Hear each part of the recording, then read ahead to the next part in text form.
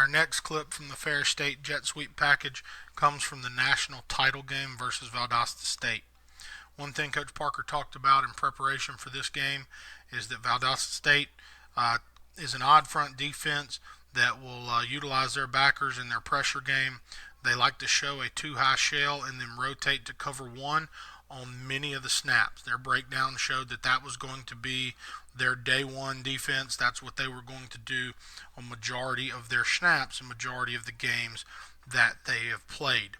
As a result, they felt like finding formations that balance them up and let them identify pre-snap who was going to be responsible for each skill player in a man-to-man situation was also going to tell those skill players who their man was as far as a blocking assignment, and it was going to clear some of this information up right away.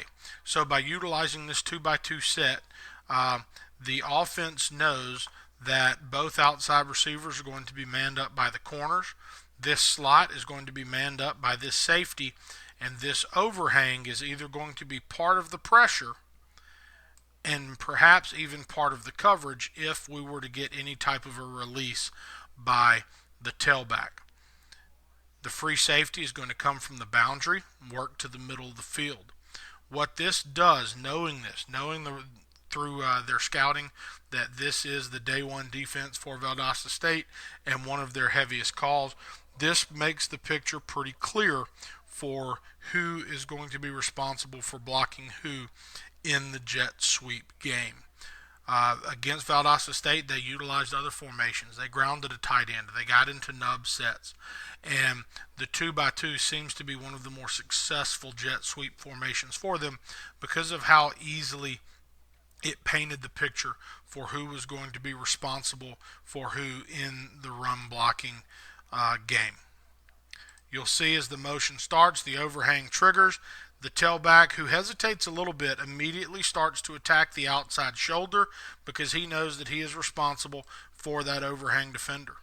The tailback does not really do a great job on this play, but the action from the offense freezes the overhang just enough, who appears that he may be in a pressure peel situation, that it allows the motion man to get to the edge. Again, the outside receiver, like we watched in a previous clip, is going to use the man-to-man technique of the defensive back against him.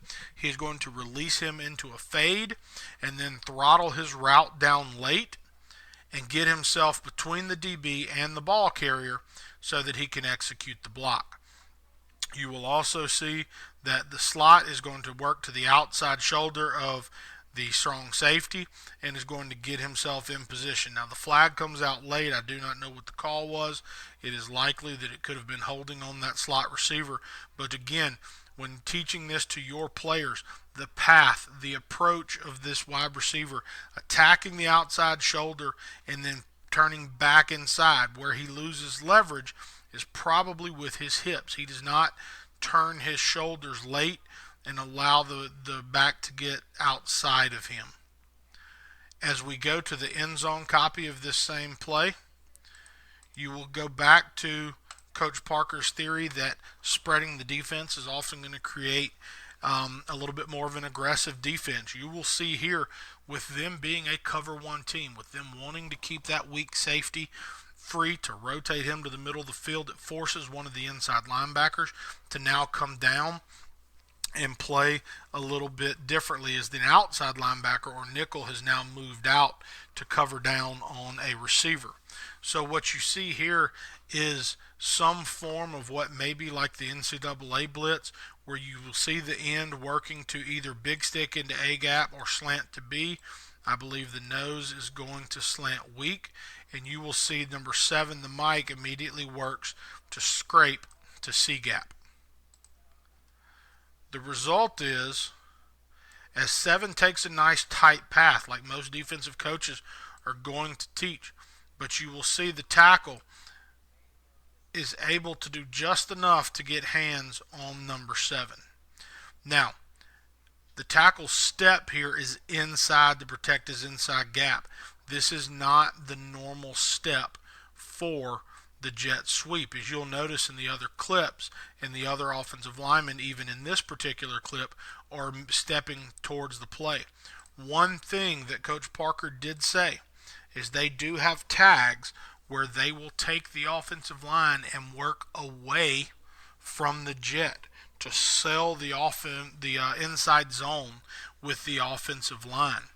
The offensive tackle to the play side in this particular scheme is going to sell the inside zone away from the jet before clearing his gap and working back outside to lock the box in a very similar fashion to what the tight end does when they are running the jet to a grounded tight end. So you can see here the way the tackle is going to set inside with his first step, pass that end off, and then immediately work to get back outside.